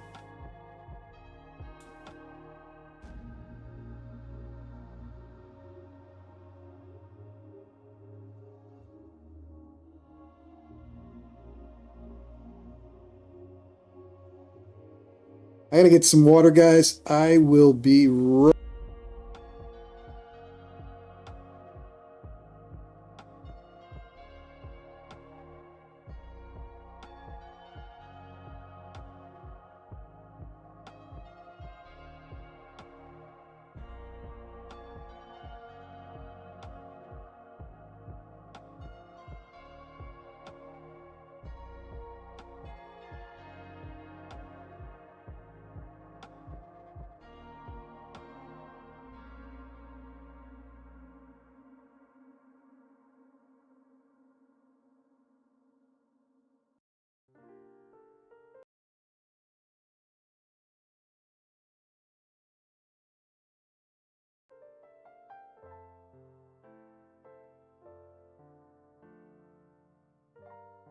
Did it move anywhere? No. 5-point range, man. I don't know if I could trade that. But it looks like I think we're finally going to get the pop. The 200 SMA has curled closer to price. And we're not getting rejection. Now it's positioning above your 20 and the 9. You got VWAP at 310, right? Is that where VWAP's at?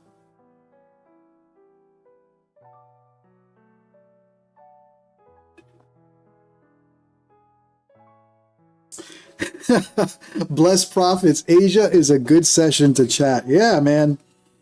I think we can yap away here as long as you guys are okay with that. Tomorrow will be interesting though. We got CPI at 8:30 a.m. Eastern.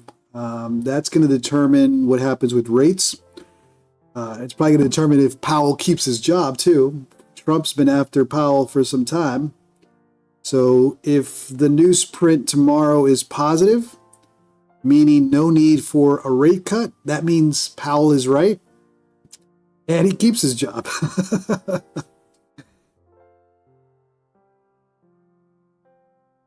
All right, come on, let's go flush. All right, look, it's holding at this level, right? We got this little consolidation area that it's been playing around since the open, right? We opened and came all the way down to this area, came, tested, pushed up, tested. Are we going to push up or are we going to fail?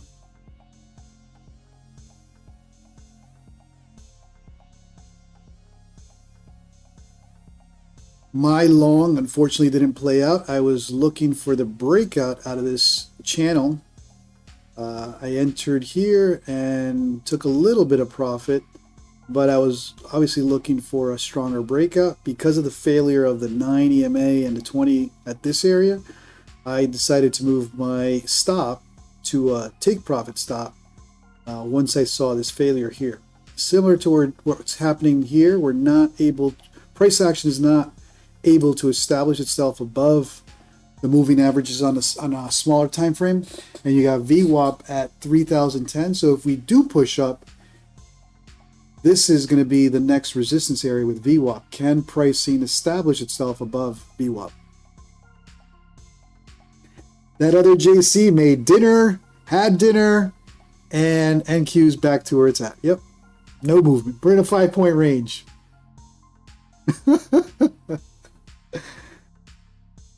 We're in a 5-point range. I can't trade that, guys. I think I'm going to call it as well. I will do Asia session every now and then. I think I need to set myself up a little better. I want to start experimenting with the Asia session with micros and start building positions for 2-3 hour moves. Like I said, I mainly trade NASDAQ NQ in the morning. In other words, New York, 9:15 a.m. Eastern. That's where I start live streaming. So if you guys want to hop on that, I'll be on tomorrow. But my style during the morning is quick scalps with minis. I don't trade micros. But I think with this slower price action, you got to build a position for a couple hours, get a bias on direction, and build it. So I will probably start setting myself up differently for the Asia session and probably look at live streaming for at least 5 hours with a directional play versus scalping. And I've watched other streamers. I've seen some successful streamers scalp the Asia. Just I need it to move quicker than this.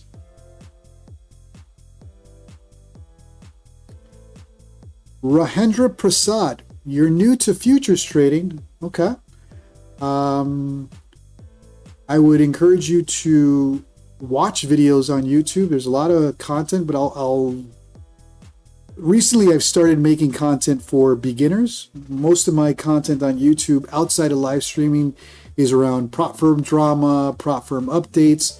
Lately, I've been making content geared more towards newbies in terms of rules, like the Apex Trader Funding. Everybody who trades Apex knows the rules. So now I'm making videos targeting the new traders. I like that idea. You know, how to trade futures, how to start, what are futures. So thanks for that. That's a good idea. Also, if you guys want to join my Discord, I have a free Discord. I don't post much content there, and it's not the busiest Discord either. Like I said, this is only week 3 or week 4 of live stream, but I am starting to build the trading community. So feel free to join the Discord. It's free. I don't charge. I don't sell courses. I don't sell anything.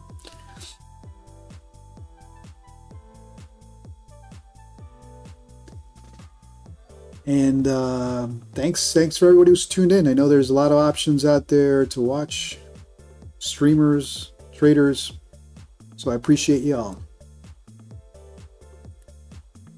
Unfortunately, today I'm stuck in a very tight range. I just can't trade that.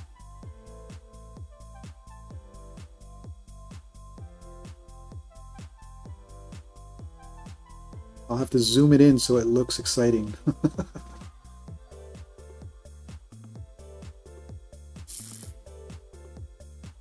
Ooh, what happened there? The breakout. Oh, whoa.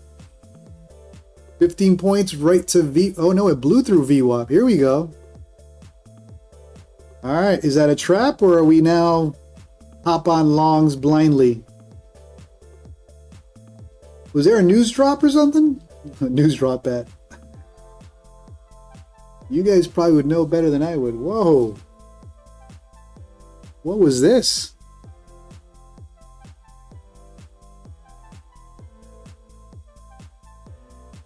Should we FOMO in for 10 points? 20 points?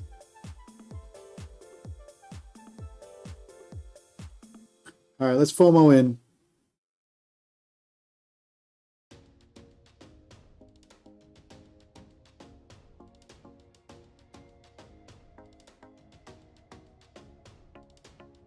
You got resistance at 45. Can we get 45? Or did it just trap all of us here who are entering on a FOMO entry there? All right, let's see if we get anything continuation on this, or it's just a trap to get us excited and then falls right back. I'm only doing one account. Oh no, I did. Well, 2 accounts. Forgot to turn off copy trade.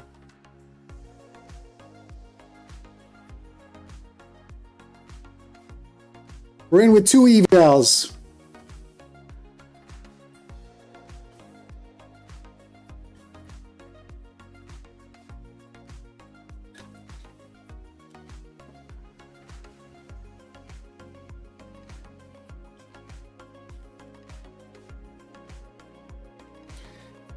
So there is resistance at 45. I'm going to be lenient at 40. Let's see if we get there. If it falls apart here, then I'll probably have to I mean, it's not moving that bad. I'll have to have a manual stop somewhere around 16 for the test of the 9.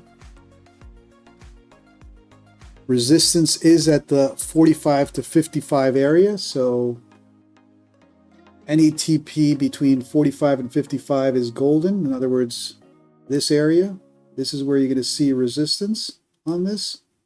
If we push up, I'm saying I don't even want to hit resistance. I want to front run it and take a TP at 40 if we even get there.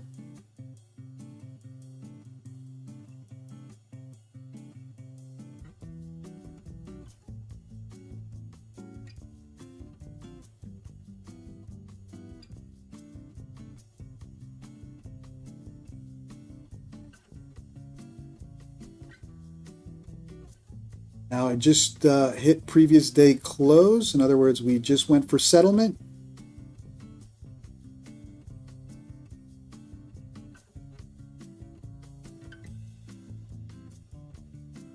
Will it continue? If you're in longs, just know that this yellow area is where you'll encounter some resistance. Doesn't mean it can't blow through it. Oh, we got it. All right, cool. So there we go. We're up tonight. We got this green trade, And now you're coming into this resistance area. Let's see if, yeah, I made, I'm done. That's 400 bucks tonight.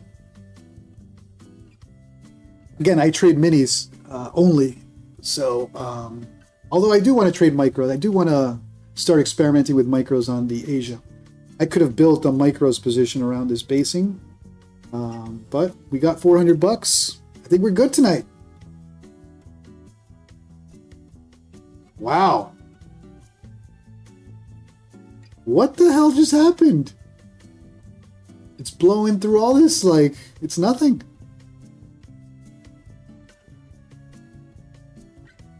See what happens at resistance.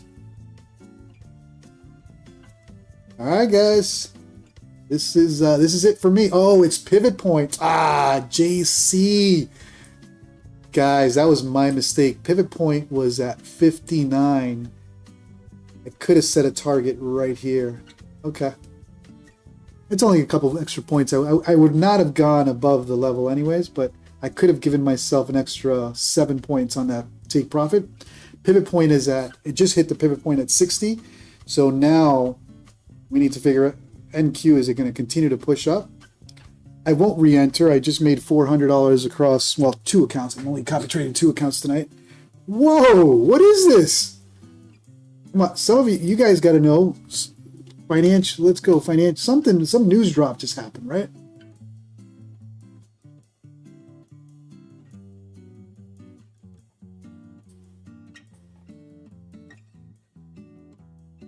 King Caesar, my King Scalper, what's going on, brother? I just finished 400 bucks in the green with 2 trades. I'll take it.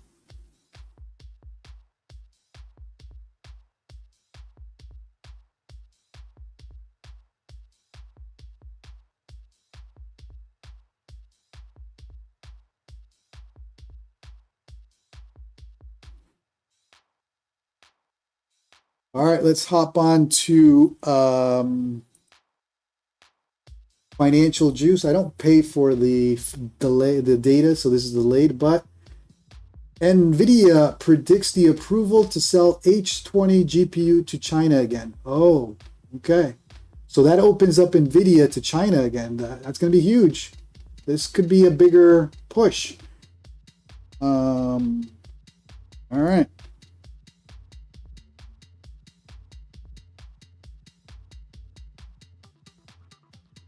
Nvidia always moves NQ. Nvidia, Apple. Bummer. This could be a big news event. Question is, do I want to gamble this on news?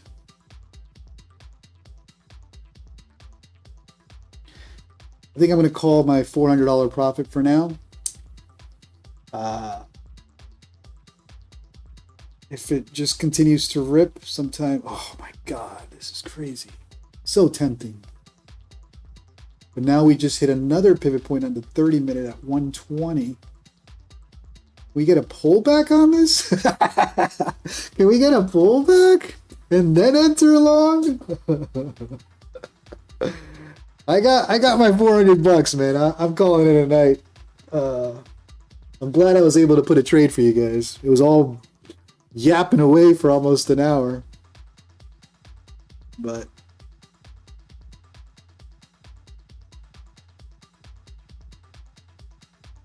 by the way, these levels up here, overnight low and overnight high, they're just there as a marker for tomorrow. These levels are not accurate. Actually, overnight high was just established. I'll put it right there. And current overnight low is down here. This is how I set up my charts for tomorrow morning. 9:15 a.m. Eastern, trading nasty NASDAQ. King Caesar, my King Scalper. All right, we had a back-to-back green. We had a green during the Asia and green during New York today. All right, I'll take it. Nvidia just pushed this up 100 points. Is it going to push it up more? Oh, wait a minute. So this is the catalyst to break out of 23,000. This could be juicy. Huh.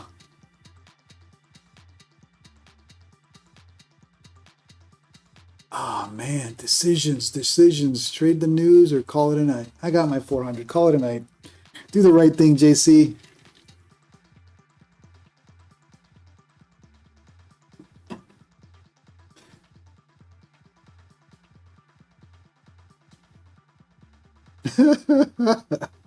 King Caesar, yeah, bro. Telling you, news is news. I already got my little pop, so I'm gonna leave it alone. But I think, wow, this wants more. All right, here's what we'll do. We'll say, if you hit me up here, then you're gonna push.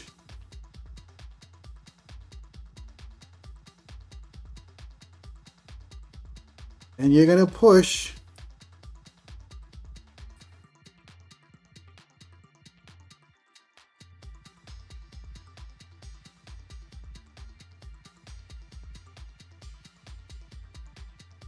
Pivot point's at 121 on the 30-minute. So I can't get too greedy until we push above that. Pivot point's at 120. So I'm giving it, I'm sorry, pivot point is at 132. We should be okay.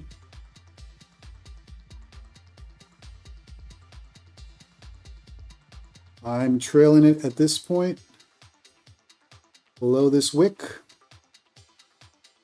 And pivot point, if you're long, is at 130, but Nvidia news will push the market. Let's go.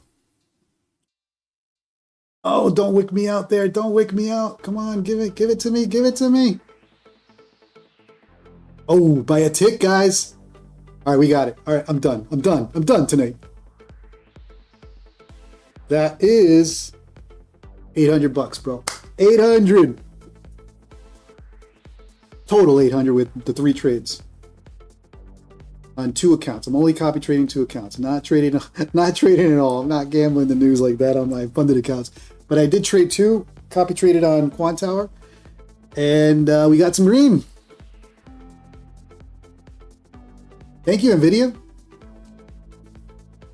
Be careful here. I mean, I get it. It's Nvidia news, but this is a pivot point right here at 135. So I was asked this morning, what do you look at when you're looking at screens above you? This is my 5, 15, and 30-minute. We just hit that pivot point. That's why I exited there. But it doesn't mean it can't push up. It's just you do need more. Ooh, man, this is juicy. It's blowing through another pivot point. Huh. I'm leaving it alone. I got my green for the day. I'll see you guys tomorrow morning.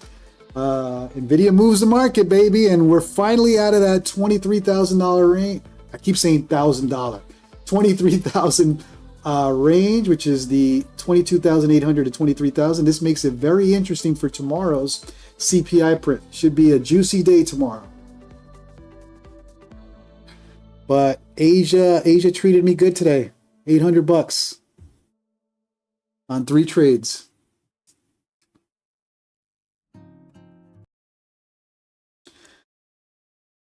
And I'm going to call it. Actually, I want to watch how I'm done with trading. That's it. But I do want to watch how far this thing's going to go up. How much of a catalyst is this? And if you're just joining the stream, this is what we're trading right now.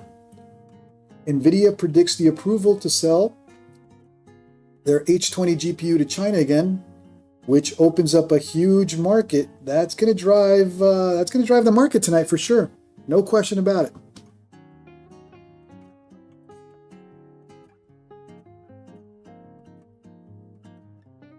Wow, it just blew through 2 pivot points like it's nothing, like butter.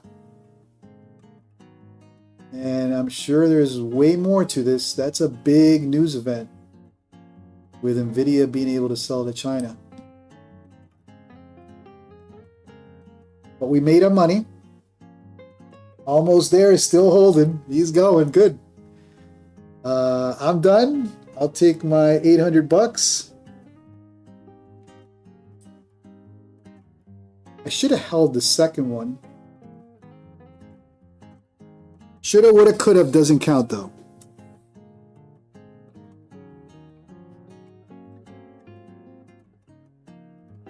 Yeah, it's pushing through pivots like it's nothing, like they're butter. If you're quite, I know we got some new traders. The blue lines are my pivots, P and R pivots, as they're called, R1, P1, etc. We took, this was the pivot that I was waiting for, the bounce. Remember, I kept saying I'm waiting for it to come down to this pivot and I'll take the bounce. That didn't happen. Nvidia news dropped and we blew through this pivot. We blew through the 30-minute pivot. So Edgar Pineda, Nvidia, bro. We're watching the news.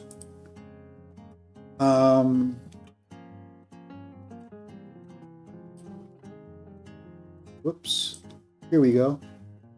Nvidia predicts the approval to sell H20 GPU to China. So that's what's pushing this right now.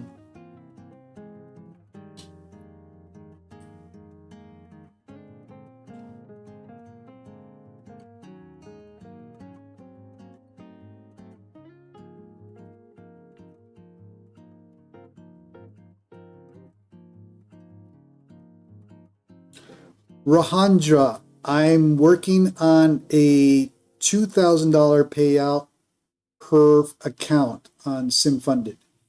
So I'm not jinxing it, but next week I should have 6 accounts eligible for $2,000 payout each. That's 12 grand.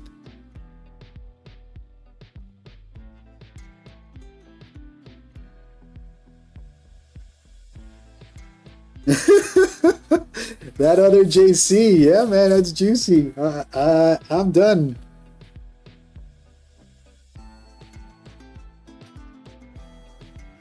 All right, we got it live. All right, we got a little excitement. I'm happy for everybody here. It was me yapping away for a while, and now we got 3 green trades, $800 each. Can't complain. Can't complain. And these trades happened 1, 2, 3, 4, 5, 6 minutes. Captured those $800. You gotta love trading, man. King Caesar, we're done, bro. King Caesar, you are my I'm gonna rely on you now to call me out and say, bro, close it up and finish up. You're good with that. You like to write lock profits and all that. Friday I had a bad morning session. Some of you were, I know King Caesar was on it. Friday, I was trading NQ in the morning, last Friday, and I couldn't get a winning trade. I was stuck in some bad drawdown. I think I was down $1,500, no, close to $2,000 per account. And I did the right thing. I said, I'm done. I'm not in sync with the market today. I'm calling it here. And what happened? I ended the stream. I went into tilt off stream. It's just one of those things. You refuse to accept a loss. And I off stream, I ended up trading, and I ended up even getting a worse loss. But I got to work on that. Walk out, whether you're in the green or in the red. Walk out. Benjamin, Nvidia news is what happened.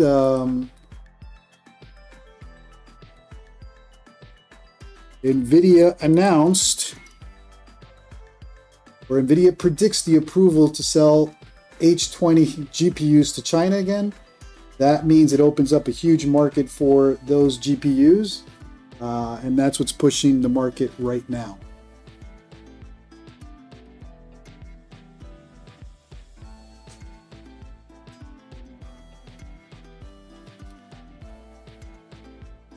All right, well, I'm glad we got some action here, and we got some trades and got some nice green.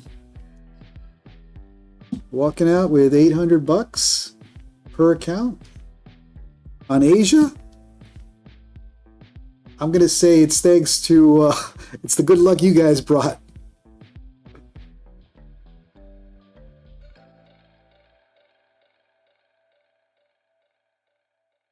Global Concrete, thanks for tuning in. Thanks for subscribing. Appreciate you.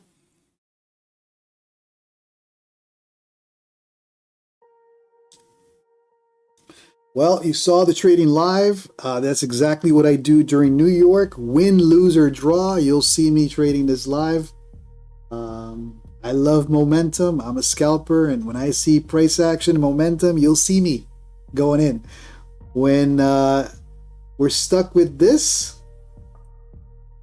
5-point ranges, you'll see me yapping away. But when we see this, you'll see me trading.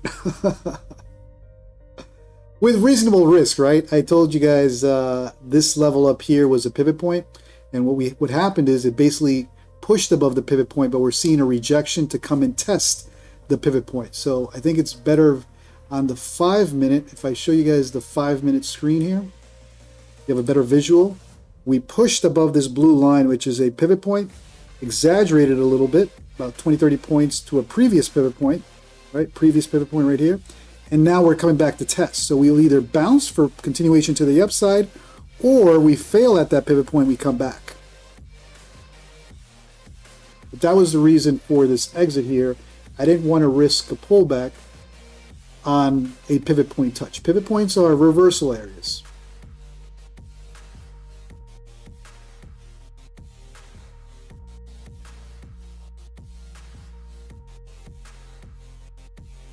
Indeed, if you're new to the stream, do me a favor, help me out with the YouTube algo, smash that like, smash that subscribe button.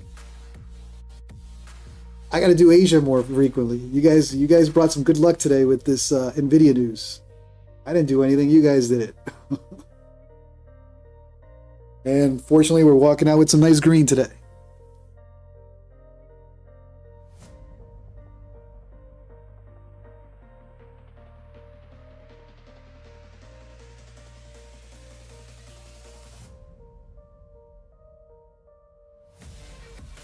All right, so we came, tested pivot point, and now the bounce, right? You always have to come back and test a critical level for continuation. There's always that pullback.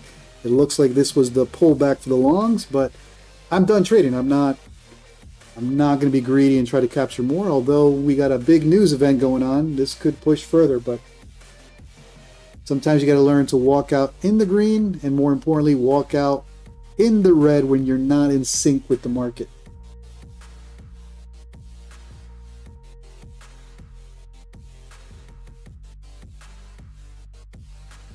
Why not? I did not know that it was going to continue to the upside.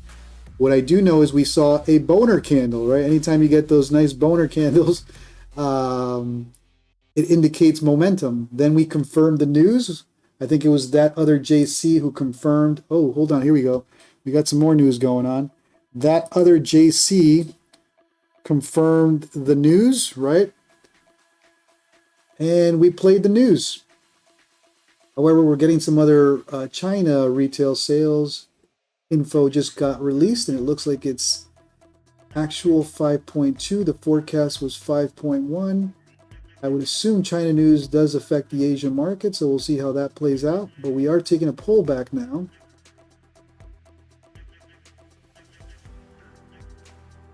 But the news that drove this move up is right here. Nvidia predicts the approval to sell H20 GPU to China again. So Nvidia, you know, has been locked to China. This is huge. If this is a prediction, that's why it got moved up.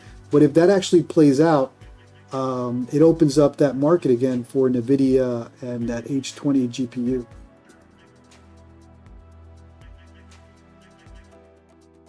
Now we got some China news being released, and it's countering what we just got from Nvidia.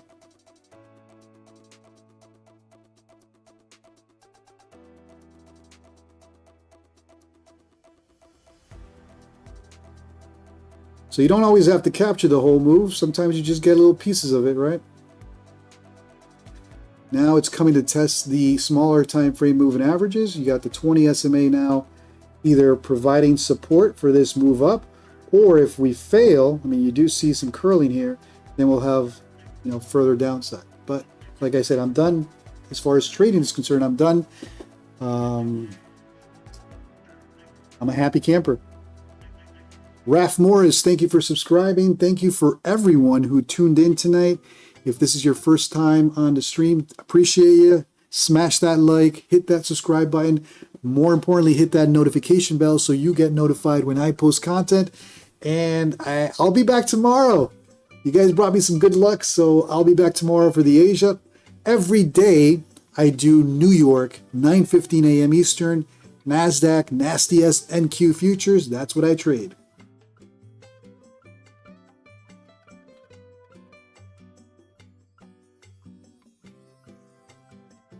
We got some price action that I'm used to with the New York session, and got excited.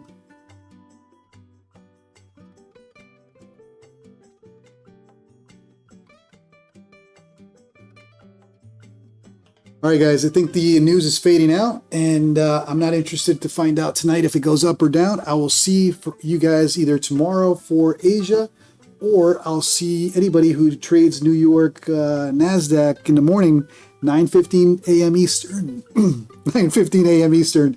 Win, lose, or draw. Thank you, thank you. I appreciate you all. Have a great night. If you're in the green, walk out. If you got some red, walk out.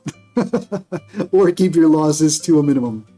Opportunity awaits. What comes up must come down. You're right, and that looks like a true pivot point test.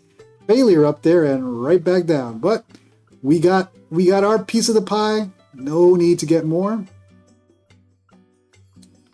Dennis, first time watching you. I was ready in take profit eval 1900 swing all the way to positive gross realized. I'm confused. I'm above 50%.